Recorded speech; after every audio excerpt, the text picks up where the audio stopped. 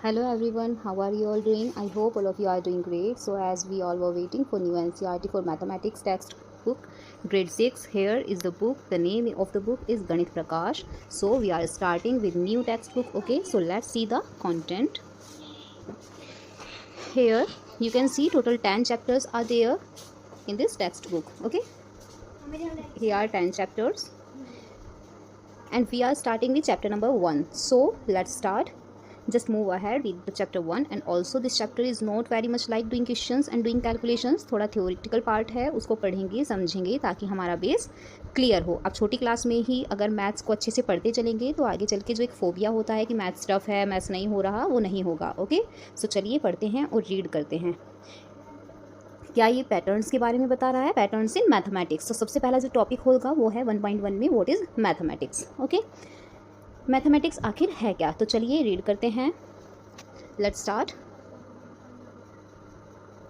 Mathematics is in large part the search for patterns and for the explanation as to why those patterns exist. Okay, so हमारे आसपास बहुत सारे patterns बनते हैं. Patterns मतलब होता है कोई एक चीज़ लगातार सेम वे में होते रहना. मतलब जैसे सुबह हुई, फिर शाम होगी, फिर रात होगी, तो ये पैटर्न है ना, रोज़ ऐसा हो रहा है. हम देखते हैं सनराइज़ हो रहा है, फिर सनसेट हो रहा है, फिर नेक्स्ट डे फिर से सनराइज़ होगा, राइट. सो ऐसे बहुत से पैटर्न्स आप अपने आसपास देख सकते हैं. एंड मैथमेटिक्स ये भी हेल्प करता है कि ये पैटर्न आखिर क्यों बन रहे हैं, तो इसको भी फाइंड आउट करने में. So patterns indeed exist all around us in nature, in our homes, in schools and in the motion of the sun, moon and stars. Okay, तो मून मूवमेंट कर रहा है, सन मूवमेंट कर रहा है, स्टार मूवमेंट कर रहे हैं, ये सब क्या है, एक पैटर्न है. They occur in everything that we do and see, from shopping and cooking to throwing a ball and playing games, to understand where the patterns and using technology. सो कोई भी काम कर रहे हैं ना, जो आप देख पा रहे हो, कर पा रहे हो, उस सब में एक पैटर्न होता है. आप मौसम की बात ले लीजिए, गर्मी आती है, फिर बारिश का मौसम आता है, फिर ठंडी का मौसम आता है ना, फिर अगेन गर्मी का मौसम आता है, तो ये एक पैटर्न ही तो है. हर साल सेम पैटर्न फॉलो हो रहा है ना. सो मैथमेटिक्स इन पैटर्न्स को स्टडी करता है. Okay, the search for patterns and their explanation can be a fun and creative endeavour. So ये जो पैटर्न के बारे में सर्च करना, कैसे बनते हैं ये पैटर्न, ये बहुत क्रिएटिव है और बहुत एक्साइटिंग काम होता है. It is for this reason that mathematics think of mathematics both as an art and as a science. So इसलिए जो मैथ्स को स्टडी करने वाले लोग हैं, जिन्हें हम मैथमेटिशियन कहते हैं या हिंदी में गणितज्ञ कहते हैं, ये लोग मैथ को आर्ट भी बोलते हैं और साइंस भी बोलते हैं. आर्ट क्यों बोलते हैं, क्योंकि आर्ट में हम क्या करते हैं, अपनी क्रिएटिविटी दिखाते हैं, है ना. सो अपनी क्रिएटिविटी के थ्रू हम अलग अलग पैटर्न्स बना सकते हैं, अलग अलग पैटर्न्स को समझ सकते हैं. और साइंस क्यों कहते हैं, साइंस इसलिए कहते हैं क्योंकि साइंस जो होता है वो एक फिक्स्ड रूल पे बेस्ड होता है. आप अपनी साइंस की टेक्स्ट बुक पढ़ते वक्त जानेंगे, जैसे मान लीजिए कि 2 केमिकल रिएक्शन आप कर रहे हैं, तो 2 केमिकल्स को मिलाएंगे तो हमेशा सेम ही रिजल्ट आने वाला है ना. सो ये फिक्स है कि ऐसा ही होगा. सो मैथ्स में भी कई बार ऐसा होता है कि फॉर्मूला है, उस फॉर्मूला से ही आप आंसर्स निकालेंगे और आपका आंसर हर बार सही निकलेगा, है ना. इसलिए इसको आर्ट और साइंस दोनों की कैटेगरीज में रखा जाता है. This year we hope that you will get a chance to see the creativity and artistry involve in discovering and understanding mathematical patterns. So इस साल इस टेक्स्ट बुक के थ्रू आप बहुत सारी क्रिएटिविटी, आर्टिस्टिक वे से आप बहुत सारे पैटर्न समझने वाले हैं और उनके बारे में जानकारी प्राप्त करेंगे. Okay, then it is important to keep in mind that mathematics aims to not just find out what pattern exists but also the explanation for why they exist. सिर्फ मैथ्स में हम ये नहीं करते कि ऐसा पर्टिकुलर पैटर्न बन रहा है, नहीं, हम ये भी जानते हैं कि ये पैटर्न आखिर क्यों बन रहा है. और such explanation can often then be used in application well beyond the text in which they were discovered, which can then help to propel humanity forward. सो यहाँ ये कह रहा है कि मैथ्स में जो भी पैटर्न्स बनते हैं, अगर हम उनके एक्सप्लेनेशंस को समझने लग जाए तो ये पैटर्न्स क्यों बन रहे हैं, तो इसमें ह्यूमैनिटी के लिए बहुत फ़ायदा होगा, हम मनुष्य के लिए बहुत फ़ायदा होगा. और प्रॉपल का मतलब होता है आगे बढ़ना. सो ह्यूमैनिटी आगे बढ़ेगी हर फील्ड में. हम सोच भी नहीं सकते कि किस किस फील्ड में. जैसे यहाँ पर कुछ एग्जाम्पल्स दिए हुए हैं. For example, the understanding of patterns in the motion of stars, planets and their satellite led humankind to develop the theory of gravitation, allowing us to launch our own satellite and send rockets to the moon and to Mars. Similarly, understanding patterns in genomes has helped in diagnosis and curing disease, among thousands of other such examples. Okay, तो हम ये इनसे हम समझ सकते हैं कि हमने स्टार्स के पैटर्न्स को समझने के, प्लैनेट के पैटर्न्स को समझेंगे कि कैसे ये सन के अराउंड मूव कर रहे हैं, और भी चीज़ें हमने ग्रेविटेशन के बारे में जानेंगे। ग्रेविटेशन क्या होती है, फोर्स होती है, इसके बारे में आप ज़्यादा साइंस में पढ़ेंगे, लेकिन अभी मैं थोड़ा सा एक्सप्लेन कर रही हूँ। जैसे आप हवा में कोई भी चीज़ ऊपर फेंके तो वो अर्थ की तरफ अट्रैक्ट होती है ना। तो अर्थ की एक पावर है, अर्थ का एक फेस होता है जो अपनी तरफ चीज़ों को अट्रैक्ट करती है, उसे हम ग्रेविटेशनल फोर्स कहते हैं, है ना। सो हमने ग्रेविटी के बारे में जाना। तो देखिए, इसी ग्रेविटेशनल फोर्स को समझ के स्पेस में हम सैटेलाइट्स लॉन्च करते हैं, है ना, रॉकेट सेंड करते हैं मून पे, मार्स पे। आपने देखा होगा, मंगलयान के बारे में भी सुना होगा, चंद्रयान के बारे में भी सुना होगा, है ना, न्यूज़ चैनल्स पे। Similarly, understanding patterns in no genomes has helped in diagnosis and curing disease among thousands of other such examples. Genetic study का क्या मतलब होता है, जैसे आपको सोशल मीडिया में पढ़ेंगे आप, या साइंस में आप डिटेल में पढ़ेंगे, जो सेल हमारी ह्यूमन बॉडी में बनती हैं उसमें उस सेल में होते हैं जीन्स, जेनेटिक मटेरियल, जिससे कि हम कभी हम बोलते हैं ना अपने पेरेंट्स जैसे दिखते हैं। तो पेरेंट्स के जेनेटिक्स यानी जीन्स हमारे अंदर ट्रांसफ़र होते हैं और हमारे से हमारी आने वाली जनरेशन में ट्रांसफ़र होते हैं, है ना। सो अगर कोई डिसीज़ है किसी पर्सन को, सो उसके आने वाली जनरेशन में भी उन जीन्स के थ्रू ट्रांसफ़र हो सकती है। सो जेनेटिक की अगर स्टडी कर ली जाए तो उसके पैटर्न को समझ लिया जाए तो आप बहुत सारी चीज़ें डिस्कवर कर सकते हैं। साइंस में अभी जस्ट मैं एक एग्जांपल दे रही हूँ, तो हम उन बीमारियों का भी इलाज कर सकते हैं। Okay, so these are few examples कि अगर पैटर्न्स के एक्सप्लेनेशन को हम समझ सकें तो सिर्फ मैथ्स के फील्ड में ही नहीं बल्कि हम बहुत सारे फील्ड में इसका यूज़ कर सकते हैं। चलिए, अब जितना पढ़ा उसके बेसिस पे फिगर इट आउट। 2 क्वेश्चंस हैं। फर्स्ट क्वेश्चन है, can you think of other examples where mathematics help us in our everyday life. हमारी रोज़मर्रा की जो लाइफ है उसमें क्या आप कुछ और एग्जाम्पल्स दे सकते हैं। सो इसका आंसर क्या हो सकता है, maths is a fundamental part of our daily life from counting to measuring to more complex calculations. तो इसका आंसर क्या होगा, from counting to measuring to more complexion, मतलब हम मैथ का बहुत जगह यूज़ करते हैं, काउंटिंग में, है ना, कैलकुलेशंस में, मेजरिंग में, लेकिन हम ध्यान नहीं देते कि इस वक्त हम मैथ्स यूज़ कर रहे हैं। जैसे कि making decisions become easy with math, comparing the prices of different products and calculating monthly payments require maths skill. Okay, आपने बहुत बार मैथ्स का यूज़ किया है। मान लीजिए आप मैथ्स देख रहे हैं, ठीक है, टीवी पे हम हमेशा कैलकुलेट ही करते रहते हैं, है ना, कि इसने कितने रन बनाए हैं, या फिर सामने वाली टीम के कितने रन बने हैं, कितने ओवर्स बचे हैं, इन ओवर्स में हमें कितने रन बनाने हैं, फिर हम कैलकुलेशन करते हैं कि हर बॉल पे इतने रन चाहिए। ये सब क्या है, ये छोटे छोटे से एग्जांपल्स हैं कि हम मैथ्स कहाँ यूज़ कर रहे हैं, लेकिन हम ध्यान नहीं दे रहे कि हम यहाँ पर मैथ्स यूज़ भी कर रहे हैं। ओके, हम दुकान पर जाते हैं, शॉप पर कुछ खरीदने के लिए, हमारे पास कितने पैसे हैं, जो भी सामान हम ले रहे हैं उसमें आएगा या नहीं आएगा, तो ये सब क्या है, ये सब मैथ्स के ही यूजेज हैं, है ना। तो बहुत सारी जगह पे एवरीडे में हम यूज़ करते हैं मैथ्स का। नेक्स्ट क्वेश्चन देखते हैं, how has mathematics help propel humanity forward.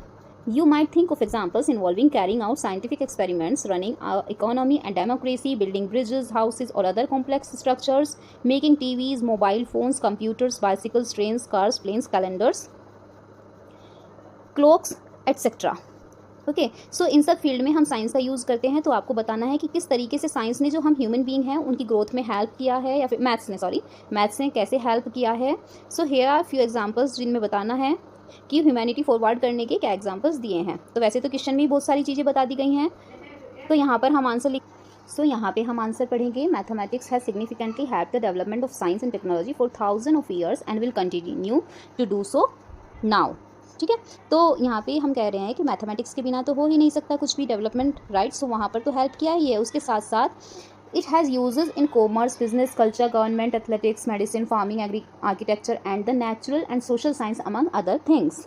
हम कोई बिल्डिंग बना रहे हैं, कोई ब्रिज बना रहे हैं, गवर्नमेंट फंक्शन कर रही है, जैसे क्वेश्चन में दिया हुआ है, डेमोक्रेसी, देन इकोनॉमी, ये सब आप पढ़ेंगे सोशल साइंस में।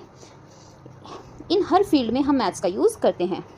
जैसे कि if there were no mathematics how would we be able to count kids in a class, rupees in our pockets, run in a cricket game, days in a week, months और year. कितनी सारी calculations हैं जो maths पे dependent रहती हैं। कैसे आप गिनो कि आपके पास कितने पैसे हैं, अगर आपको मैथ्स नहीं आती तो आप कैसे कैलकुलेट करेंगे कि कितने रन बनाने हैं, आप कितनी बॉल में कैसे आप जानोगे कि कितने दिन होते हैं, है ना, एक मंथ में, एक साल में कितने दिन होते हैं, एक महीने में कितने दिन होते हैं, ये सब कैलकुलेशन पे डिपेंडेंट है। So mathematics has an essential and distinctive effect on human communities and a strategic part is the growth of humanity as a whole. So हम कह सकते हैं कि मैथमेटिक्स ने बहुत इंपॉर्टेंट रोल प्ले किया है ह्यूमैनिटी को या मानव सभ्यता को आगे ग्रोथ देने में, बढ़ाने में, हर फील्ड में, है ना।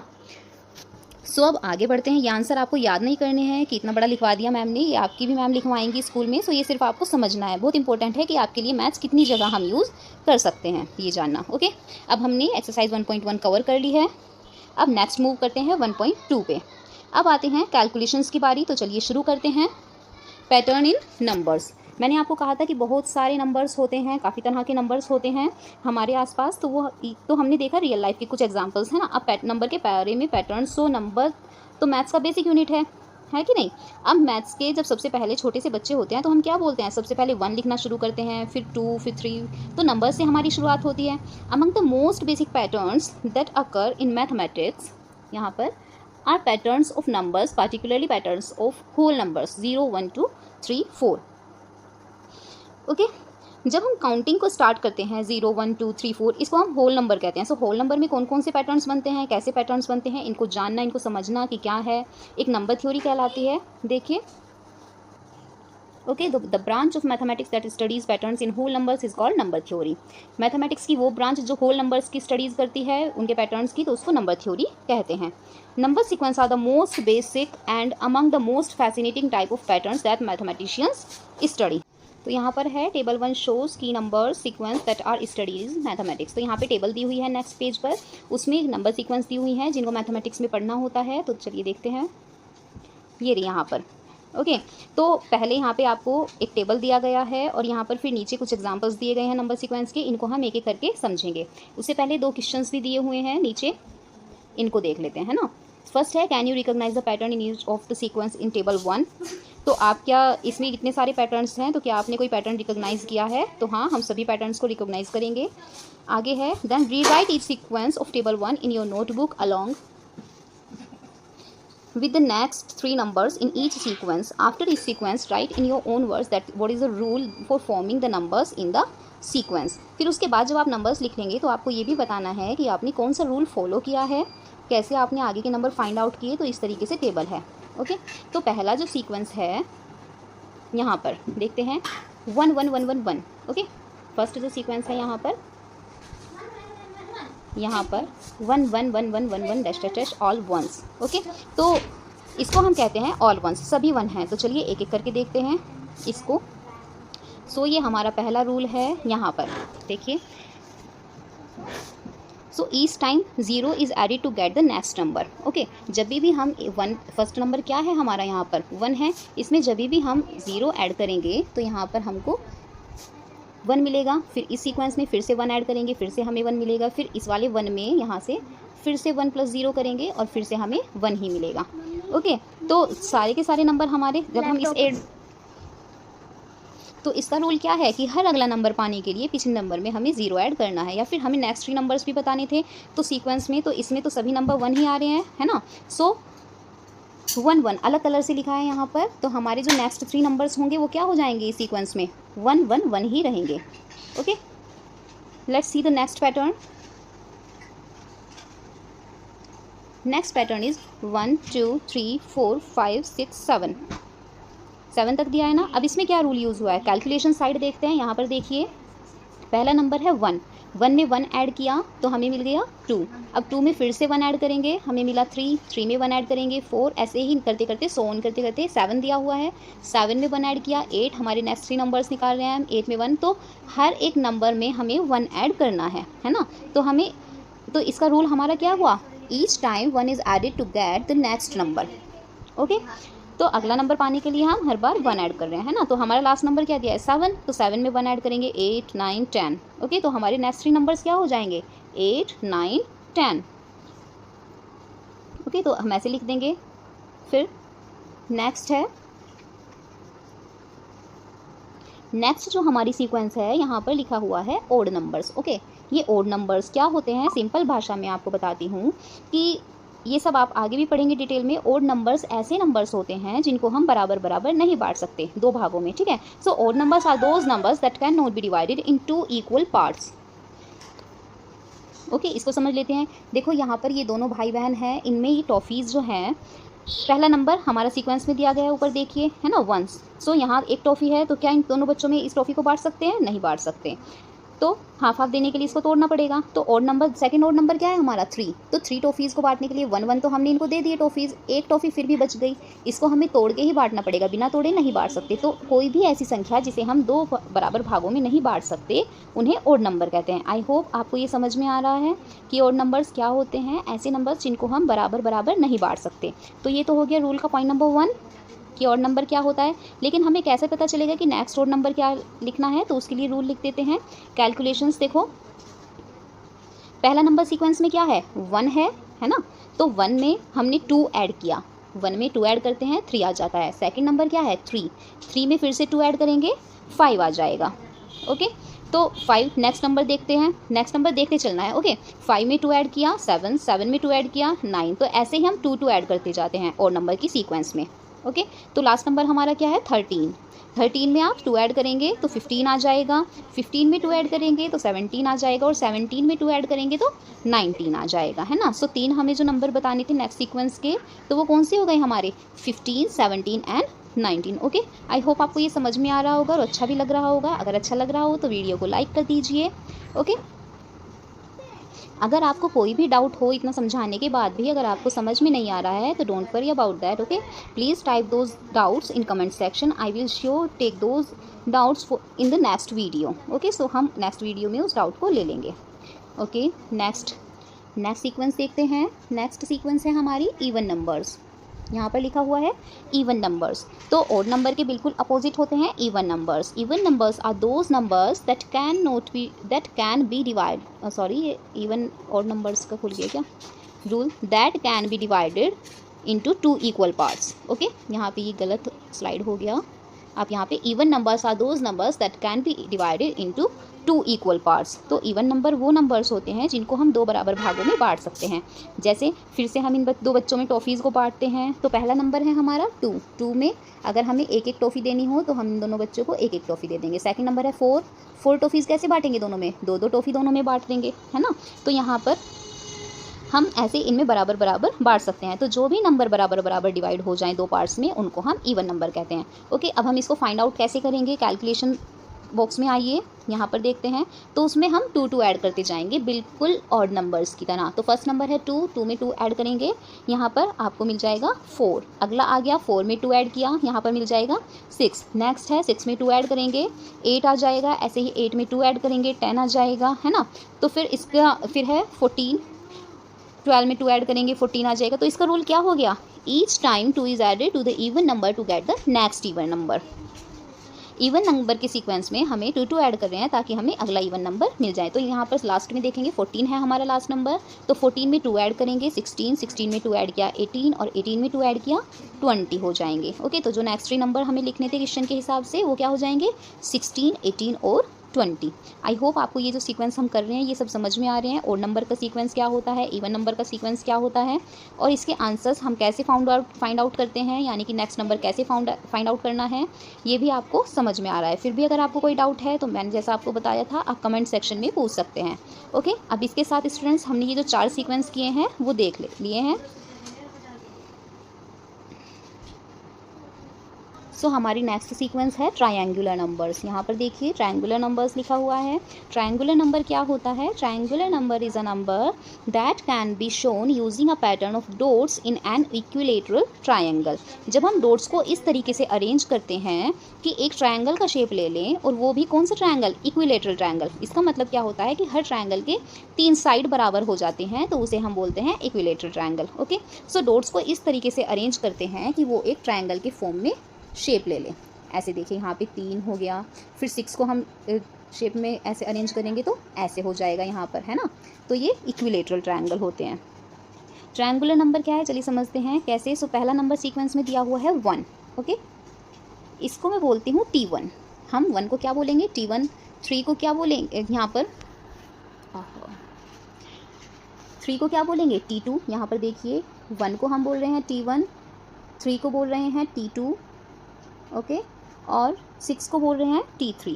यहाँ पर ये ट्रायंगुलर फॉर्म में समझाने के लिए थोड़ा सा लिखा हुआ है। तो एक डॉट है, ब्लैक कलर से ड्रॉ कर दिया है जिसको, है ना। T1 में एक ही ड्रॉ है, इसको हम ब्लैक कलर से ड्रॉ कर दे रहे हैं। हाईलाइट कर देती हूँ यहाँ पर, ये देखिए इसको हमने ब्लैक कलर से ड्रॉ कर दिया है। अब सेकंड है T2। T2 को कैसे फाउंड करेंगे, तो इसका फॉर्मूला होगा T1 में 2 ऐड कर दो। ओके, तो T1 + 2, तो 1 + 2 = 3, तो 3 डॉट्स हो जाएंगे यहाँ पर। ओके, दूसरा नंबर हम बना रहे हैं तो 2 नए डॉट्स लेंगे। 1 + 2 कितना हो जाएगा 3। सो देखिए सीक्वेंस में दूसरा नंबर क्या दिया हुआ है, 3 दिया हुआ है यहाँ पर। ओके, इसका मतलब है पिछले वाले नंबर का एक डॉट यहाँ आया और 2 नए डॉट आए, क्योंकि दूसरी डिजिट हम पता कर रहे हैं सीक्वेंस में। कोई बात नहीं, अगर नहीं समझ में आया अगला चेक करते हैं। T3 देखते हैं, है ना। T3 में एक डॉट तो है हमारा, 2 मिनट रुकिए,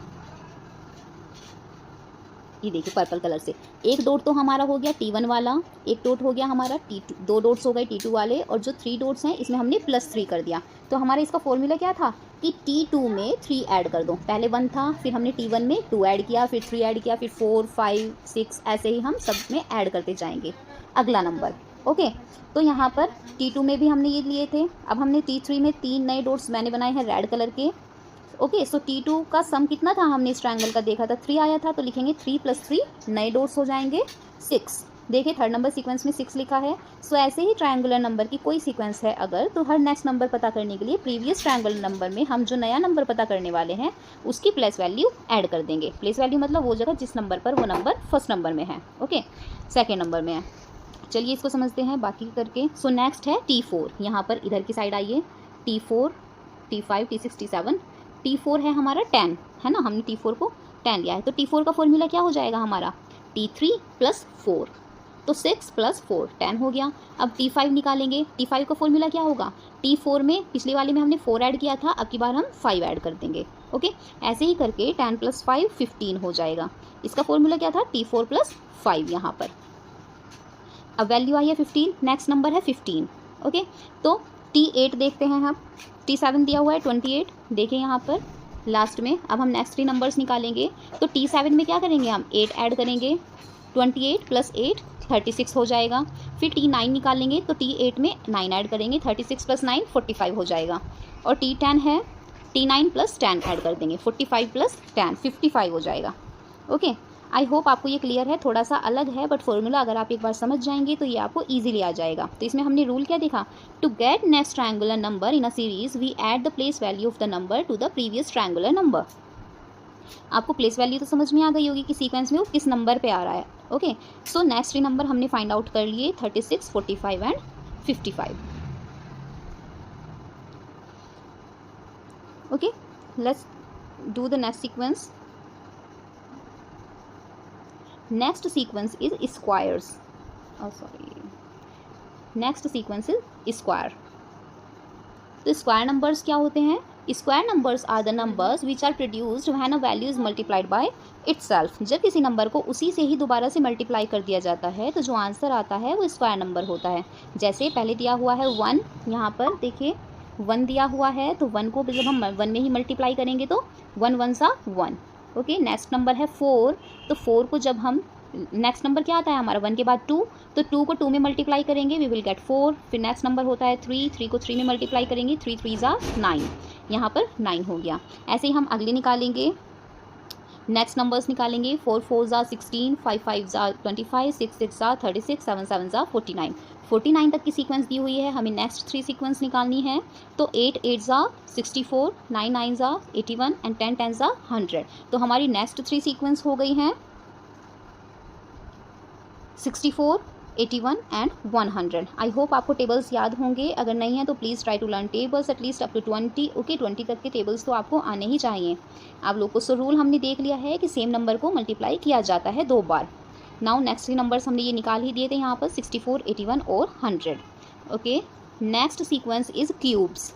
क्यूब्स क्या होते हैं, अ cube number is the product of 3 equal numbers. जैसे हमने स्क्वायर में एक नंबर के 2 बार मल्टीप्लिकेशन की थी, यहाँ पर 3 बार सेम नंबर की मल्टीप्लिकेशन करनी है। ओके, जब एक ही नंबर की 3 बार गुणा की जाती है उसी नंबर की आपस में, तो क्या होता है, जैसे 1 की मल्टीप्लाई 1 1 ज़ा 1 1 ज़ा 1, तो इज इक्वल टू 1 हो जाएगा। ओके, यहाँ पर तो 1 1 ज़ा 1 1 ज़ा 1। फिर 2 को लेते हैं ऐसे ही, 2 2 ज़ा 2 2 ज़ा 8, 2 2 ज़ा 4 4 2 ज़ा 8। ऐसे ही करके ये 3 की क्यूब है, 3 3 ज़ा 9 एंड 9 3 ज़ा 27। फिर 4 का आएगा, 4 4 ज़ा 16, 16 4 ज़ा 64। 5 का आएगा 5 5 ज़ा 25, 25 5 ज़ा 125, 6 6 ज़ा 36, 36 6 ज़ा 216। अब हमें नेक्स्ट 3 नंबर्स भी निकालने हैं, तो यहाँ पर देखिए 7 8 और 9। ओके, 7 का प्रोडक्ट 7 को 7 में मल्टीप्लाई करेंगे 49, और 49 7 ज़ा 343। 8 का करेंगे 8 8 ज़ा 64, 64 8 ज़ा 512, और फिर 9 का करेंगे 9 9 ज़ा 81, 81 9 ज़ा 729। तो हमारे नेक्स्ट 3 नंबर्स हो गए 343, 512 एंड 729। ये आप मल्टीप्लाई करके देख सकते हैं। Multiplication, addition, subtraction and division, these are the basic concept of mathematics. I hope यहाँ तक आपको क्लियर हो गया होगा, इसलिए मैं मल्टीप्लाई करके यहाँ पर आपको नहीं दिखा रही हूँ कि आप ये खुद सिर्फ नोटबुक में करेंगे। सो जो हमारे नेक्स्ट 3 नंबर्स थे वो भी हमने फाइंड आउट कर लिए हैं, जो यहाँ पर पिंक कलर में लिखे हुए हैं। ओके, नेक्स्ट सीक्वेंस देख लेते हैं। 8th नंबर सीक्वेंस है हमारी विहंका नंबर्स। तो विहंका नंबर्स क्या होते हैं, यहाँ पर सीक्वेंस देखिए। फर्स्ट नंबर है 1, फिर है 2 3 5 8 13 21, है ना। तो यहाँ पर इसमें एक रूल होता है कि नेक्स्ट नंबर जो होता है, नेक्स्ट विहंका number can be get by adding the previous 2 numbers. तो पिछले जो 2 नंबर्स होते हैं उनको ऐड करके आपको नेक्स्ट विहंका नंबर मिल जाएगा। यानी कि पिछले 2 नंबर का सम निकालना होता है और ऐड करना होता है। तो इसको हम 3 से स्टार्ट करते हैं। 3 से पीछे 2 नंबर्स कौन से होते हैं, 1 एंड 2। ओके, तो देखिए यहाँ पर सीक्वेंस देखते हैं। फर्स्ट है 1, 1 + 2 को हम ऐड करेंगे, 3 मिल गया हमें। अब 3 में 2 को ऐड करेंगे, अब हम इन दोनों को ऐड करेंगे। 3 और 2 क्या हो जाएगा, 5। अब 5 और 3 को ऐड करेंगे, 8 हो जाएगा। 8 में 5 ऐड करेंगे, 13 हो जाएगा, है ना। ऐसे करके आप देखिए, ये हम ऐसे करते हैं जैसे हमारी सीक्वेंस क्या है, 1 2 3 5 8 13। ओके, हम इसको देख लेते हैं। 1 2 3 5 8 13 ऐसे करके दी हुई है। तो हमारे विहंका नंबर्स कैसे आ रहे हैं, 1 सबसे पहले तो 1 को ही लिख लेंगे और 2 को लिख लेंगे। ओके, अब हम इनको ऐड करते जाएंगे, इन दोनों को ऐड करेंगे तो ये वाली सीक्वेंस आ जाएगी हमारी 3। फिर हम, अब यहाँ पे 3 आ गया, अब हम 3 को और 5 को ऐड करेंगे। सॉरी, पहले हम 3 को और 2 को ऐड करेंगे, है ना। 3 को और 2 को ऐड करते हैं 5। अब हम 5 और 3 को ऐड करते हैं 8, 8 और 5 को ऐड करते हैं 13, 13 को और 8 को ऐड करते हैं 21, 21 को और 13 को ऐड करते हैं 34। ऐसे ही करके हमारी नेक्स्ट सीक्वेंस आती जाएंगी। ओके, तो सेम यहाँ पर हम ऐसे ही निकाल रहे हैं। 13 + 8 21 निकल गया। अब हमारी जो नेक्स्ट 3 नंबर्स निकालने थे, लास्ट नंबर हम देखते हैं 21 हो गया। 21 में पिछले 2 नंबर्स, ये दोनों नंबर्स ऐड कर देंगे, है ना। 21 में 13 ऐड करेंगे, ये 2 नंबर्स ऐड कर देंगे तो 34 आ गया। अब 21 और 34 को ऐड करेंगे, फिर 34 और 55 को, 55 और 89 को। ऐसे करके हमें नेक्स्ट नंबर्स मिलते जाएंगे। तो ये आपको समझ में आ गया होगा कि हमें नया नंबर पता करने के लिए पिछले 2 नंबर्स को ऐड कर देते हैं, तो हमें नया विहंका नंबर फाइंड आउट कर पाते हैं। ओके, आई होप आपको ये क्लियर हो गया होगा। नेक्स्ट सीक्वेंस देखते हैं। नेक्स्ट सीक्वेंस है पावर ऑफ 2। मतलब to find next number we multiply the previous number by 2।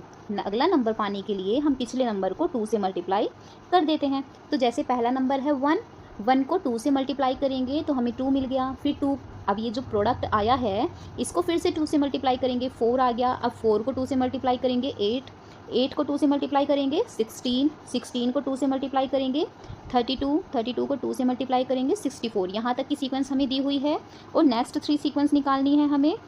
सो 64 को 2 से मल्टीप्लाई करेंगे 128, 128 को 2 से मल्टीप्लाई करेंगे 256, और 256 को 2 से मल्टीप्लाई करेंगे 512। तो हमारे नेक्स्ट 3 नंबर्स हो गए हैं 128, 256 and 512।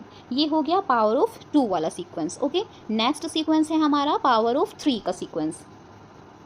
To find out next number we multiply the previous number by 3। हमें पिछले नंबर को 3 से मल्टीप्लाई करना होता है अगला नंबर प्राप्त करने के लिए। तो इस सीक्वेंस में जैसे 1 है पहला नंबर, तो 1 में 3 की मल्टीप्लाई करेंगे, we will get 3, then we will multiply 3 from 3। 3 से मल्टीप्लिकेशन करना है। जो पावर ऑफ 2 थी उसमें 2 से मल्टीप्लाई करते जा रहे थे हम अगला नंबर, और पावर ऑफ 3 में 3 से मल्टीप्लाई करते जाएंगे। ओके, तो 3 3 ज़ा 9। अब 9 में 3 से मल्टीप्लिकेशन करेंगे, 9 3 ज़ा 27, 27 3 ज़ा 81, 81 3 ज़ा 243, 243 3 ज़ा 729। तो यहाँ तक की सीक्वेंस हमें दी हुई है। अब नेक्स्ट 3 सीक्वेंस फाइंड आउट करने के लिए हमें क्या करना पड़ेगा, जो प्रोडक्ट आया है 729, इसमें 3 की मल्टीप्लिकेशन करते हैं 2187, फिर 2187 में 3 की मल्टीप्लिकेशन करते हैं फिर से 6561, और 6561 में 3 की मल्टीप्लिकेशन करेंगे तो 19683। तो हमारे जो नेक्स्ट 3 नंबर्स हैं वो ये आ गए हैं, है ना। आई होप आपको ये सीक्वेंस समझ में आ रहे होंगे। हमने सभी सीक्वेंस को कंप्लीट कर लिया है। आई होप आपको सारे सीक्वेंस समझ में आ गए होंगे। तो ये इस चैप्टर का पार्ट 1 था जो हमने कंप्लीट कर लिया है। अब पार्ट 2 में हम आगे की पिक्टोरियल सीक्वेंस करेंगे। आई होप आपको ये वीडियोस पसंद आ रही होंगी और आपने पुरानी वीडियोस भी सारी देख ली होंगी। अगर आपने नहीं देखी हैं तो please go through the links given in the description box, and I also hope that you are liking our videos. If you are doing so, please like, share and subscribe our channel. Thank you so much.